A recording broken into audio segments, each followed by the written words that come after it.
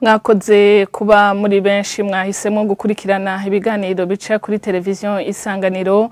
Ndabahaye mwiriwe ndabaha n'ikaze muri ano makuru mu rurimi rw'ikirundi agizwe n'ingingo nkuru zikurikira. Umugwi Severe ujejwe ukuri no kunywanisha abarundi watangaje kuri wa kane kugiye gutanguza ibikorwa byo kuzura ibisigarira by'abantu bishwe mu 72 mu gisagara ca Bujumbura. Babimenyesheje mu nama abarongoye uwo mugwi bagiraniye n'indongozi z'igisagara ca Bujumbura. Imyaka 5 iraheze umumenyesha makuru wa Iwacu Jean Bigirimana abuzwe irengero. Nubu abarongoye ico kinyamakuru babandanya basaba umuco ku vyabaye kuri mugenzi wacu. Turababwira n'umubano uri hagati y'abasangwa n'abahungutse mu ntara ya Kirundo. Ido nido ni mukanya.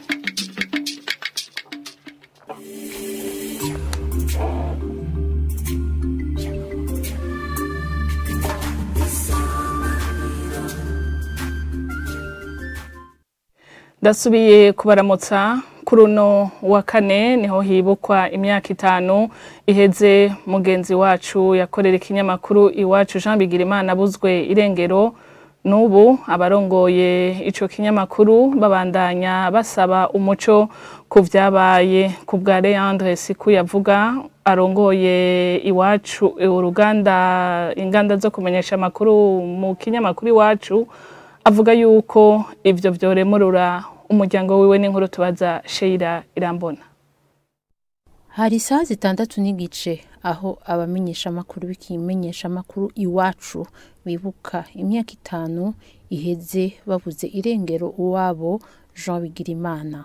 Umukuru w'ico kimenyesha makuru Leandre Siku yavuga asaba abafise uruhara mu izimangana giwe gutanga umuco. À ceux qui ont la mort de notre collègue sur la conscience, Jean Bigirimana, parlez au moins, soulager umuryango wa Jean Bigirimana, muremurure amaso aheze mu nzira y'umuryango wa Jean Bigirimana, de la famille de Jean Bigirimana. Uwo murongozi w'ico kimenyesha makuru arababazwa nuko ukuri kutaramenyekana naho ikimenyesha makuru Iwacu cituye ubutungane. Twebwe twarasavye ubutungane ngo budufashe kurondera ico twise mu gifaransa plainte contre X.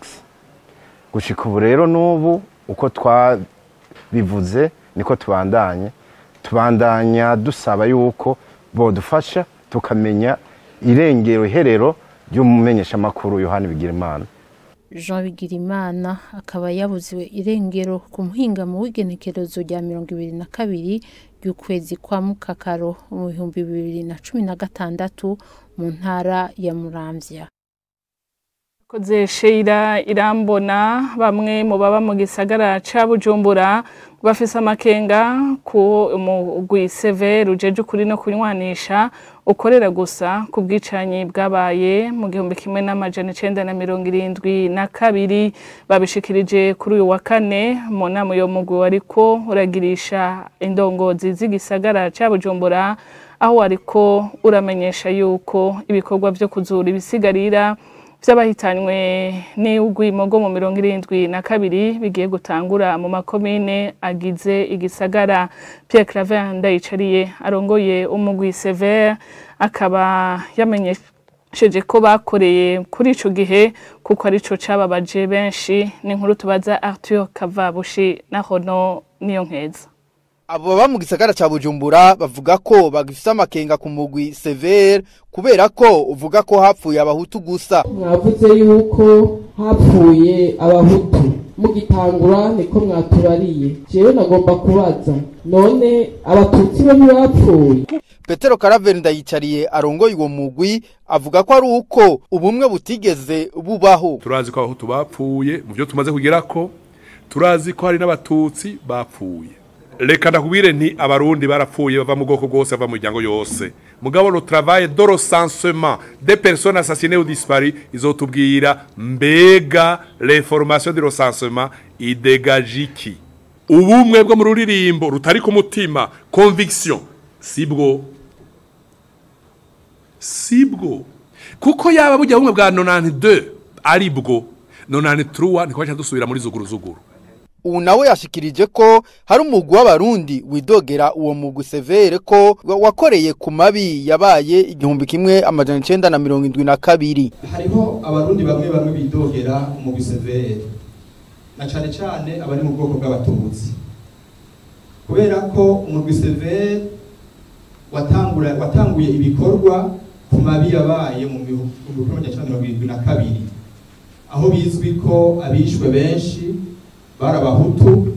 Kuri ivyo urongoye umugwi yishuye ko ari uko ariho habaye ivyababaje benshi. Sévère yatanguriye kuri crise qui a affecté le maximum de familles dans toutes les provinces, dans toutes les communes, dans tous les arrondissements, dans toutes les collines, dans tous les quartiers du Burundi. Nayo kubavuze ko bagifise abavyeyi bagihari yabasavye kuzobashira uwo mugwi ngo bavuge ivyo babonye. Umugwi severe ukazotangura gufubura ibinogo rusangi mu gisagara ca Bujumbura kuva kuwa 2 w'indwiza. Amakuru twabateguriye harabandanya. Abanyagihugu baba muri quartier Mugoboka ya 2 ni muri commune Kanyosha y'intara ya Bujumbura bavuga ko bafise ubukene bw'amazi meza. Bamwe muri bo mu baganiriye n'abagenzi bacu bavuga ko bikora ku mazi y'uruzi Ntahangwa, bagasaba ko babijejwe botora umuti w'ico kibazo kuko ngo bahandurira indwara ziturutse ku isuku rike. N'inkuru tubaza Lydia Gahimbare. Turi ku nkengera z'uruzi Ntahangwa neza na neza muri Mugoboka ya 2. Utereje amaso hirya no hino y'ugo ruzi hari imisozi hanamye ubona ko imihana y'abantu, ariko nta masoko y'amazi ubona, eka nta nibombo riharangwa. Aho umuntu arashobora kwibaza aho abo bantu bakura amazi yo kwikenura. Utereje amaso mu bimanga vy'uruzi Ntahangwa ubona abana boga, abakenyezi bamesa hamwe n'abavoma. Ivyo rero ntibihereraho. Ayo mazi nyene y'uruzi Ntahangwa afise ibara ry'umuhondo. Abanyagihugu bo muri ivyo bice niyo bihereza nk'uko vyemezwa n'uyu mukenyezi. Amazi dukoresha tuyakura mu Ntahangwa, niyo turungikamwe abana kumesura, niyo tunywa. Nta muntu n'umwe wo ngaha aye yovuga ko Ntahangwa atarunwa, kuko ahantu hari bombo muri Mutangaside ibido igugwa amahera 100. Nk'umuntu ahumuye adashoboye kwigorera ibido agatuma uwundi mukozi amuhemba amahera 500. Ubuzima bw'amazi ya misi yose ngaha ku Mugoboka wa 2 ukuvuga dukoresha Ntahangwa, tuyavoma mu gatondo tukayanywa, nta byo guteka, tuyanywa uko nyene. Aho ku nkengera z'ugoruzi twahasanze umunyeshure yiga muri kaminuza y'u Burundi avuga ko nagafashanyo baronka batokuramwe amahera yo kuvoma amazi meza, arico gituma bikora ku ruzi Ntahangwa mu kumesura ivyambagwa vyabo, ariko nyuma y'imisi mike usanga impuzu zahinduye irangi. Niyo dukoresha mu kumesa, ugasanga ufise agashati kera, agapira kera, ukameshemwo kubwo bukishe kacagata intuze ikurere. Abo banyagihugu naho bakoresha ayo mazi ngo nukubura uko bagira indwara zo ngo barareha, basaba kuronswa amazi meza. Ingwara nyene nizo dutinya kuko hari n'igihe batora y'abantu bamaze gupfirayo, ugasanga yaguye mu ruhande rwo haruguru kandi abandi bariko baravomera mu ruhande rwo hepfo. Dusaba leta mvyeyi, leta nkozi, hama rero bakatuzanira amabombo ya Rusengo kugira bene gihugu tubeho neza. Nubwo vyifasha uko rero aho kuri Mugoboka ya 2 biboneka ko higeze kuba hari tangi abanyagihugu bavuga ko ryari ryajejidezo ryaronse amazi meza abanyagihugu. Imiringoti yatwara amazi, ivyuma vyari byubatse iyo tangi biri ngaho haraheze imyaka 10 bitagikora nkuko abanyagihugu babitumenyesheje. Mu ntara ya Kirundo naho ku musozi Buraza muri komine Busoni abahungutse bavuga ko babanye neza n'abasangwa, ariko muri bo hari n'abamenyesha yuko inzu zabo basanze zahinduwemwo impongore. Dismas Nsavyimana Mustanteri wa komine Busoni akavuga ko baca bagirisha inama ihuza iyo migwi ibiri. N'inkuru tubaza Jean de Dieu Irakoze na Jerome Ndayishimiye. Bamwe mu bahungutse bari bahungiye mu gihugu cy'u Rwanda mikambi y'Imahama mu mwaka w'ibihumbi 2015 bavuga ko babanye neza n'abasangwa, ariko banegura abasigaye baracana mu mazu yabo canke bayatungiramwo ibitungwa. No kuri ku mubano nta kimwe babona twebwe abari hariya basigayeyo. Cewe namba ndabavugisha cyane kuri audio. Kuki mutaza bitevyaye? Mu bisanzwe ibintu tubigura nk'abo twasanze nta kuzimba umuntu ubona ukubera uri mushasha. Rero ikibazo cy'ababanyi ntacyo ndabashinja kubera banyakiriye neza kuba niba nsanzwe mbanga. N'abasangwa barashingira intaho uwo mubano mwiza aho bamenyesha ko mbere banasangira inzoga ariko ntibashima kuvuga ku kibazo c'abononye amazu y'abahungutse. Twabaraje nyine bahungutse tukabakira turabafasha kubaka ngo twari mu mugambi wo kubafasha kugira bubake gacupa turagenda ngo tugasangira tukicara ku ibare tugasangira tugahana nkuko twaduhana nyine tubana nyine batarahunga. Umubano wifashe neza ngaha mu Rusarasi nta wini ubuyundi twese nyine turasangira kuko nyine twamye dusangira nyine bataranahunga. Musitanteri wa komine Busoni Dismas Savyimana akavuga ko bahimiriza kugira umubano utera ujya imbere.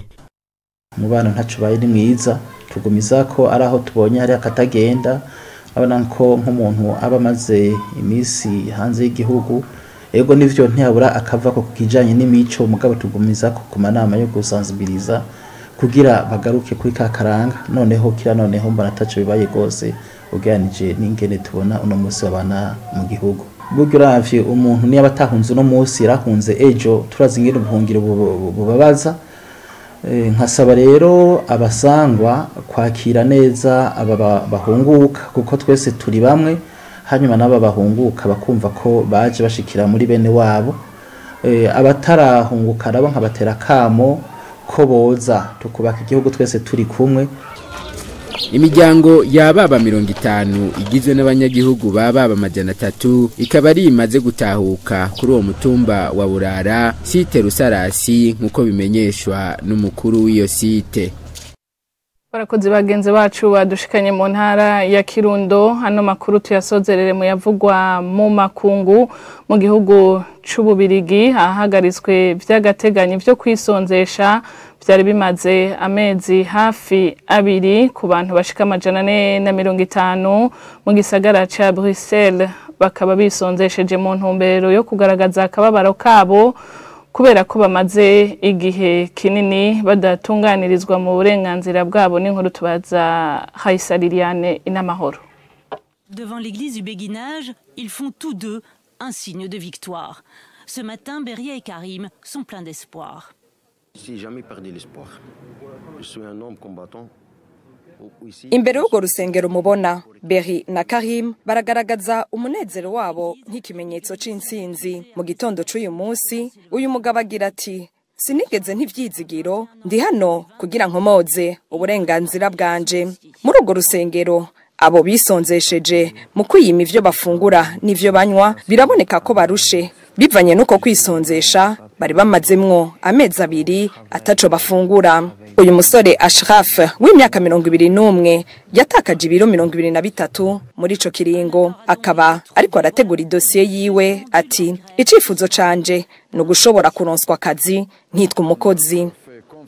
Harabaye umwumvikano hagati y'abaserukira abo bisonzesheje na leta ari nawo watumye uko kwisonzesha kubakora hagaritswe vy'agateganyo. Uvugira bisonzesheje ngo yizera ko abo bategeye amashi batazobahinduka. Abashika 50 mu bisonzesheje nibo batwa abashika 50 mu bisonzesheje nibo batwaye kwa muganga kubera baremvye ngo kubona bashoboye kwemera kujanwa kuvuzwa birashimishije kuko ku munsi batinya ko hagira abahasiga ubuzima. Inyuma y'imisi mike abatagira ibibaranga bazoca bakurikiranirwa amadosiye yabo ariko abisonzesheje niba amadosiye azokwigwa ubwa mbere hihwejwe habanje kwihwezwa kuva ryari bari mu ico gihugu c'Ububirigi kandi dosiye y'umuntu ikazokwigwa ku giti c'umwe wese.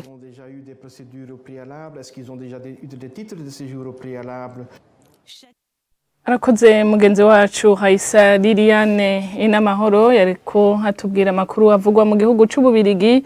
Ni na hano duciye dusozerera amakuru twabateguriye aca kuri televiziyo Isanganiro mu rurimi rw'ikirundi.